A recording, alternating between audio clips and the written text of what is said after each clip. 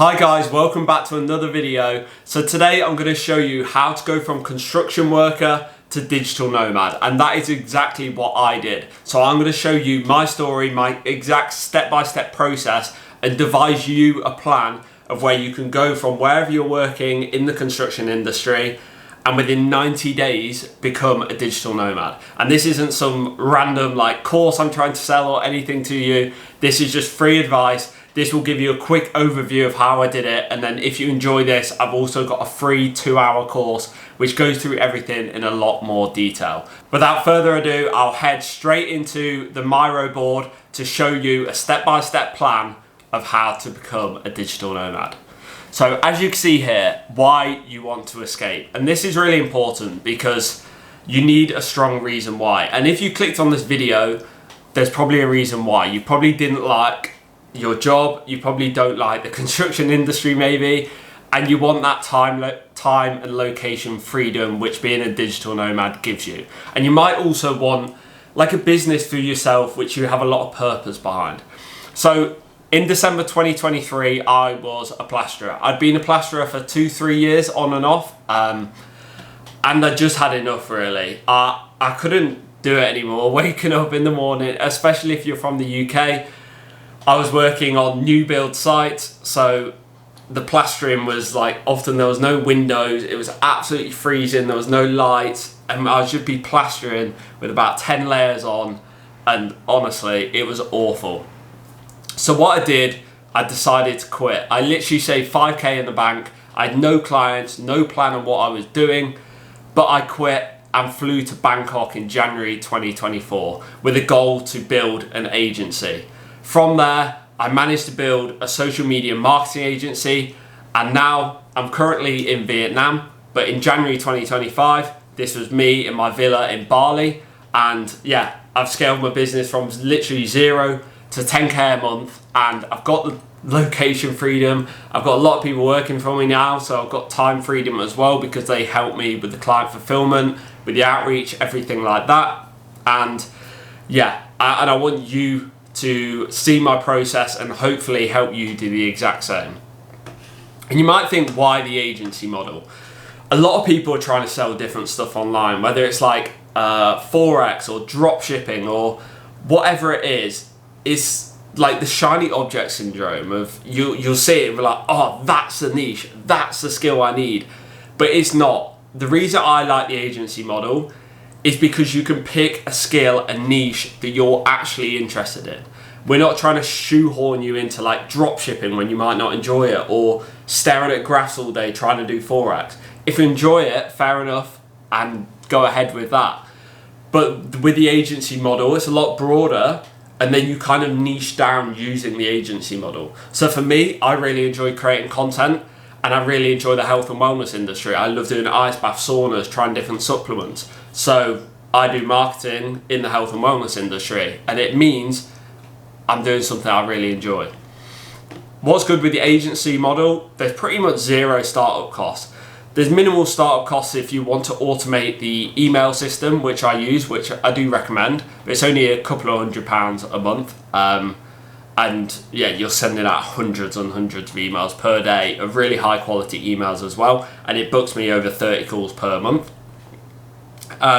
It's easy to run. You don't have, with stuff like drop shipping, you've got the hassle of all the logistics of it, choosing the right product, making sure the product's good quality, refunds, anything like that. Whereas with an agency model, it's pretty simple. You're just selling a service. You have the location freedom, you can work from anywhere, and you also have the time freedom because it's pretty easy to outsource. So that is why escape. And then let's move over here to the escape motive. So this is really important because I understand the industry of construction, and if your site's anything like mine, there's a lot of piss taking that goes on, and if anyone stands out in any way, you will pick on them and they'll be the butt of the joke for the day, maybe even the week.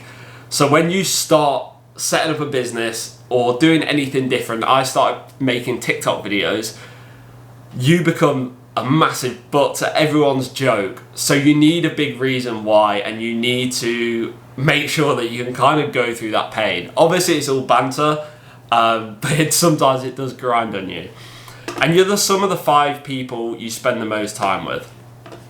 So this is, for example, like the construction industry. And as much as I love the people in the construction industry, the lads I work with were a great laugh. Like, we always had a good laugh, and they're proper good lads. But in terms of like helping you to become a digital nomad, a lot of the habits which are common in the industry are not going to help you get there, essentially. People eat shit a lot. They eat a lot of bad food, which is going to mess with your energy levels and lose that discipline.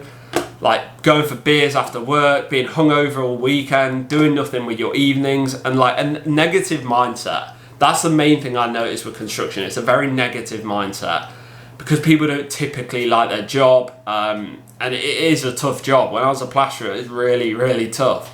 I think that where it breeds the negativity, especially in the UK, we love to moan. So you do need to separate yourself a bit. Not at work, but you just need to separate your mindset and not fall victim of these unhelpful habits. Because if you're doing all these things, you're making it 100 times harder to become a digital nomad.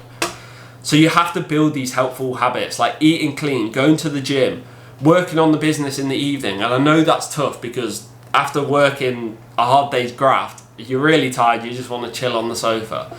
But you just need to do a few hours work, and it's like a 90-day sprint of becoming a digital nomad. So you might have to suffer 3 months, but in the end, you'll then be able to quit your job. Then learning about your skill and niche. So you can do that in the evenings, at the weekends. I'm not saying you need to cut out all fun. You can still have the occasional beer and everything, but you need to make sure you're working on your business. And you need to remind yourself of the reason for leaving. So you need to write down your reasons for wanting to leave, and this needs to be constantly top of your mind. I used to plaster all day, and you don't really have to use your brain that much.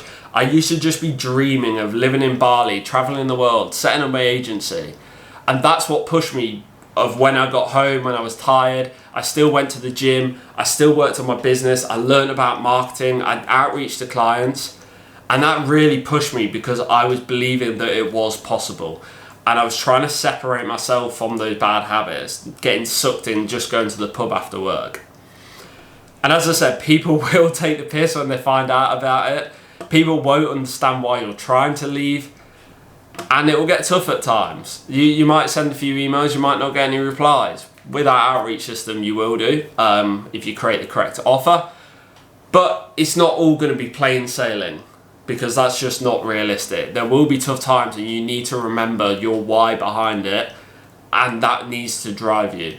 Because if you're inconsistent, you won't get anywhere. You need to be consistent, and then once you get your first client, you'll like feel how good it feels, and then you're so close to actually leaving. Like when you get your first client for 1-2K a month, then it's like, oh, there's potential I can be a digital nomad now. And then you get your second client, and then you're off. Like it is that simple. So now we need to devise an escape plan. So you need to start off by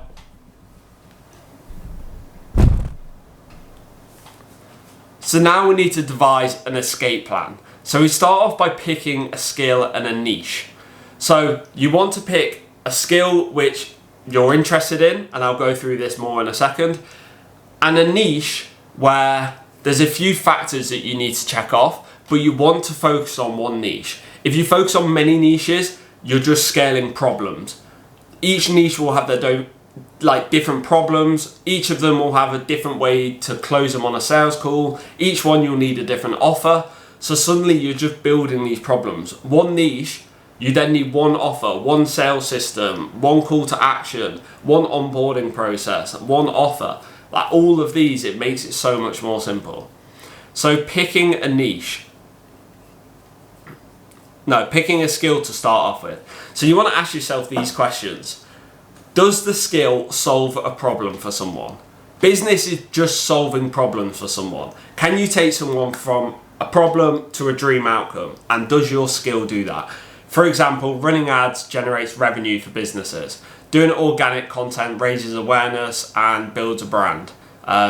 Copywriting helps with email marketing, which converts like leads into customers. So you've got all these different skills which lead to kind of lead to solving a problem for the client. Are you genuinely interested in learning the skill? This will make it so much easier because you're actually interested. You're going to do the work and you actually find it interesting and it's something you'll do long term. And when you do become a digital nomad, this will become a lot more fun. And can the skill or enough of the skill be learnt in a few months? And you might think, oh, I can't learn ads in a few months. You can, you just have to be more knowledgeable than the client essentially and be able to get some results. Like I'm saying, like you can't become a therapist in a few months or something like that. You can't go down that route because that will take you years. You can't be an online doctor or something in a few months. But stuff like copywriting, organic content, ads, creating funnels, being like a high ticket sales, you can build all that in a few months if you're passionate about it.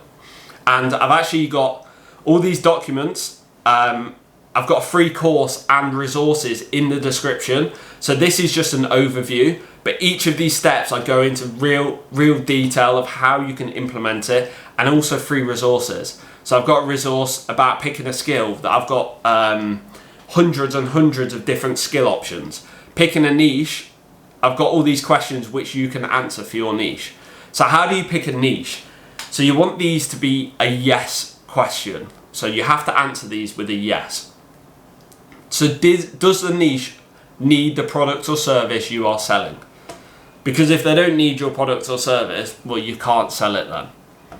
Is the niche a growing market? So stuff like health and wellness is a growing market. Newspapers, no, you don't want to work for someone like newspapers or like Blockbusters or, do you know, you want to be in a market which is expanding so you can expand with it. It's making it a lot easier. There's constantly new businesses popping up so you won't run out of people to sell to.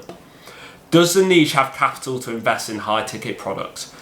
So in my opinion, you want to sell high ticket. It's a lot easier to sell one product for £1,000 than 10 for 100.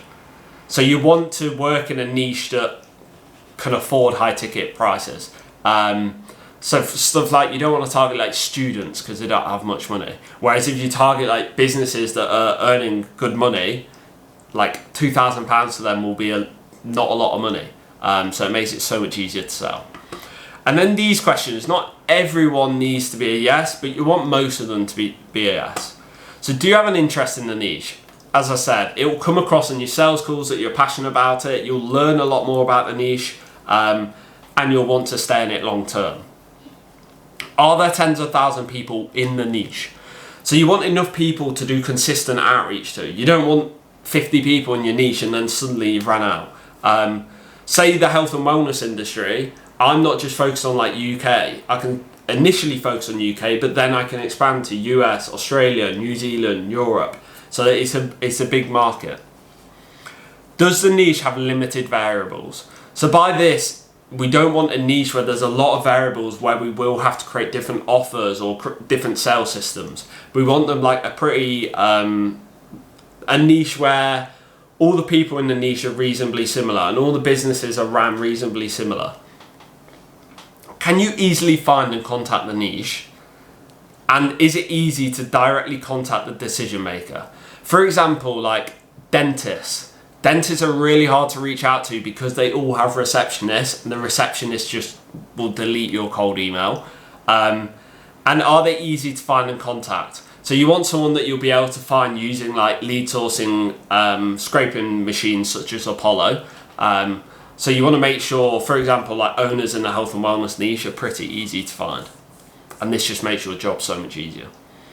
Do you have some understanding of the niche or could you learn this? So are you already have some knowledge? You don't need to be an expert, or are you interested in actually learning about the niche? And does the niche use social media? This is just in case you want to do inbound in the future or do DM outreach. It just helps having another option. But to be honest, 99% of people use social media these days. So that is picking a skill and niche. Next is creating an offer and a pricing model. So now you've picked your skill and niche, you need to create a compelling offer. So this is the most important part of the whole system. If you create a good offer, it will make the client acquisition process 100 times easier. If you've got a bad offer, it will be impossible to sell or really hard to sell. And the offer consists of the promise you give. So what result can you get the client? How you do that? So a quick overview of, for example, we run ads, Google ads, and then this takes them into a funnel and then they purchase at the end. Something, just an overview of what you provide. Reversing the risk, so like a guarantee. So like I guarantee you 30 leads per month, or I guarantee you $10,000 increase in monthly revenue per month. And then the scenarios that could happen with your guarantee.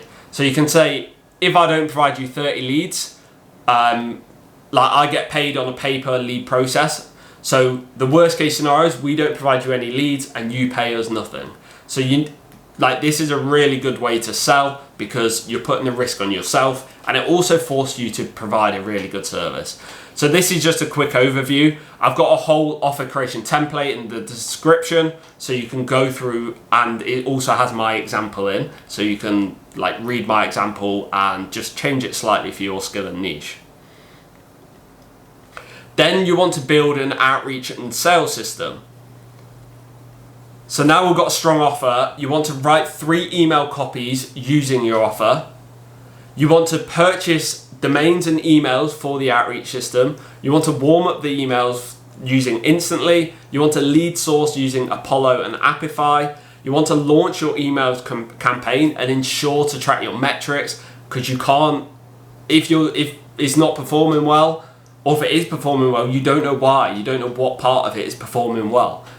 So you need to track your metrics. You want to set up your Calendly, so when people want to book a call, you can just send over a Calendly link.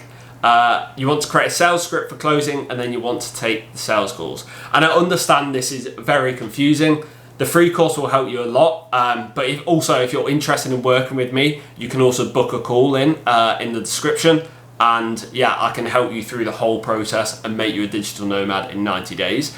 But yeah, that is building an outreach and sales system. And finally, we don't want to do that. Finally, it'll be onboarding and service delivery. So once you've got the client, you want to onboard them, get whatever you need to get started, and then you want to deliver your service. So that is the whole escape plan. So it might seem a lot to take in. It might seem very confusing, but it's because I'm showing the whole process just in one video with an overview. But as I said, the full details are in the description with the course. So that will go through everything you need to know in terms of like picking a skill, picking a niche, a template, creating an offer, pricing models, and also help you slightly with the outreach system. And also I've got my full sales script, and I've got a template for that, so you can slightly change it for your niche. But yeah, that is how you escape the construction industry, and it's exactly how I did it. I went from a plasterer in Derby, UK, and now I'm currently in Da Nang in Vietnam. I've got plans to travel to Cambodia and Malaysia next, and then I'm heading home for a European summer. But yeah, I hope you found that useful. And as I said, all the details are in the description. If you have any questions, message me on Instagram, Joe Martin Travel, and I'll be sure to get back to you. And yeah, if you enjoyed the video, make sure to like and subscribe, and I'll see you on the next one.